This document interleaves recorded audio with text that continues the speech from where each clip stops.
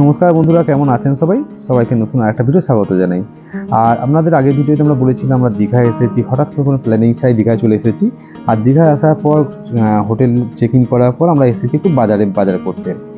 আর আমরা তো নিয়েছি হলিডে হোম, আর হলিডে হোমে কিচেন হলিডে হোম নিয়েছি আমরা, যেখানে রান্না করে খাবো। আর আমরা প্রতিবার রান্না করেই খাই, কারণ বাইরের খাবার আমাদের সহ্য হয় ঠিকঠাক। আর দেখুন, নিউ দীঘার সামনে একটা বড় দুর্গাপুজো হয় প্রতি বছরই। আর দুর্গাপুজোর প্যান্ডেল দেখুন কত সুন্দর করেছে, আর প্রতিমাটা খুব সুন্দর দেখতে করেছে। প্রতিমাটা একটু ভালো করে আমাদের জুম করে দেখাই। দেখেছেন কি সুন্দর করেছে প্রতিমাটা, চোখ জুড়িয়ে যায় যেন প্রতিমাগুলো দেখলে। আর সত্যি করে বাঙালি যদি বেড়াতে এসে কোনো জায়গায় দুর্গা প্রতিমা দেখতে পায় না, যেন মনে হয় এর থেকে বড় পাওয়ার কিছু হয় না। যাই হোক, প্রতিমা তো দেখলাম, চলুন বাজার দিকে যাই। আর এটি হলো নিউ দীঘা বাস স্ট্যান্ড, এটা সকলেই চেনেন প্রায়। আর ঠিক এই বাস স্ট্যান্ডের কাছেই রয়েছে একটি বড় বাজার, যেখানে মাছ, কাঁচা সবজি, মুদিখানা সব একসঙ্গে বাজার, এই সবুজের হাট। চলুন বাজারের ভেতর যাওয়া যাক।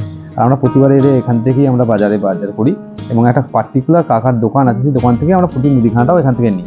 চলুন কাকাকে দেখাই। দেখুন তো সবজি দেখে তাজা সবজি, দামও রিজনেবল। আমরা গ্রামে বা আপনার শহরে যা দাম হয় তাই দামও এখানে একই দাম, একটু 19-20 বলে কিছু নেই। এই কাকার দোকান করবো না। একটু চালটা দেখে নিচ্ছিলাম, মিনিকেট চাল আছে 3 রকমের। একটার দাম হচ্ছে 60 টাকা, একটা 55 টাকা, একটা হচ্ছে 50 টাকা। ওই নিয়ে একটু কথা বলে নিচ্ছিলাম কাকার দোকানে যে স্টাফটাতে, ওর সাথে। তো উনি সাজেস্ট করলেন মুদিখানার দামটা আছে 55 টাকা, ওই চালটা নিতে। এই যে চালটা দেখছি আমি, ওই চালটা নিতে, এই চালটা ভালো হবে। ওই দেখুন চালটা দেখেছেন কত ফ্রেশ চাল। আর এই চালটা আমি নিয়ে নিলাম, 4 কেজি মতো নিলাম, চলে যায় মোটামুটি। আর এখান থেকে একটু আলু আর পেঁয়াজ নিয়ে নেবো। 4 দিনের জন্য মোটামুটি একটু আলু আর পেঁয়াজ একটা আইডিয়া করে নিয়ে নিচ্ছি, যে টুনা লাগবে, কারণ আবার নইলে বয়ে ব্যাকে নিয়ে যেতে হবে। আর এখান থেকে একটু চন্দ্রমুখী আলু নিয়ে নিলাম। কিন্তু আলুর সাইজটা দেখুন একটু পরিষ্কার সাইজ, তো আলুগুলো কিন্তু খুব ভালো ছিল। আর এদিকে চলে এসেছি আমি একটু জেরক্স করাতে, কারণ আমার তো জেরক্স করে নিয়ে আসা হয়নি। এখানে আধার কার্ডের জেরক্স জমা দিতে হয়, তাই সময় পাইনি জেরক্স করার, তাই জেরক্স করতে চলে এসেছি। জেরক্স করে এবার চলে যাবো একটু মাছ বাজারে মাছ কিনতে। চলে একটু মাছ বাজারে গিয়ে মাছ কিনি। দেখছেন কত দেশি মাছ আছে, ক্যাঁকড়া, সমুদ্রিক ক্যাঁকড়া। এটা হচ্ছে কি মাছ বেশ বলে, এটা ভুলে গেলাম। এদিকে পমফ্রেট মাছ, এদিকে দেখেছেন গুড়জাউলি মাছ, কত রকমের মাছ আছে এখানে দেখুন না। ক্যাঁকড়া, ভোলা মাছ, এদিকে ভেটকি মাছও আছে। চলুন দেখা যাক আপনাদের। দেখেছেন ভেটকি মাছ, এদিকে দেখুন গুড়জাউলি, পমফ্রেট, সব রকমের মাছ অ্যাভেলেবেল। আমরা অল্প অল্প করে 2 রকম মাছ, 2 রকম 3 রকম মাছ নিলাম। আর একটা মাছ আমরা দেখাবো একটুখানি, দাঁড়ান।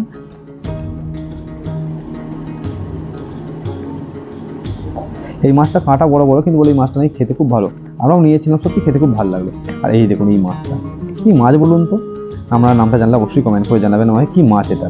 আমরা ঠিক জানি না এই মাছটা কি মাছ, সামুদ্রিক মাছ বললো, কিন্তু দাম জানি না। এরকম দিয়ে দেখেছেন। যাই হোক চলুন। আর এখান থেকে আপনারা রান্না করেও খেতে পারেন, এরকম অনেক হোটেল আছে যারা রান্না করে দেবে আপনাকে।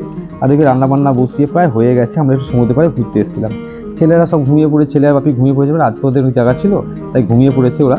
আর আমরা এখানে একটু সমুদ্রের পাড়ে দুজনে ঘুরতে এসেছিলাম। চলো একটু চাঁদতাজি হবে না, একটু ঘুরে আসি। যাই হোক, ভিডিওটা আজকে এখানেই শেষ করবো। আর আপনারা সঙ্গে থাকবেন, আমাদের বেড়ানো পুরো ভিডিও আসছে, সবকটা ভিডিও আপনারা আস্তে আস্তে পাবেন। ভিডিওগুলো দেখবেন, আর ভিডিওগুলো কেমন লাগে অবশ্যই কমেন্ট করে জানাবেন। ভালো লাগলে লাইক করতে ভুলবেন না, আর চ্যানেল অবশ্যই সাবস্ক্রাইব করে রাখবেন, কারণ আপনাদের সাপোর্ট ছাড়া আমরা আগাতে পারবো না। তাই ভিডিওটা এখান পর্যন্ত শেষ করলাম। ভালো থাকবেন, সুস্থ থাকবেন, বাই বাই। দেখা হচ্ছে নতুন আরেকটা ভিডিওতে। টাটা।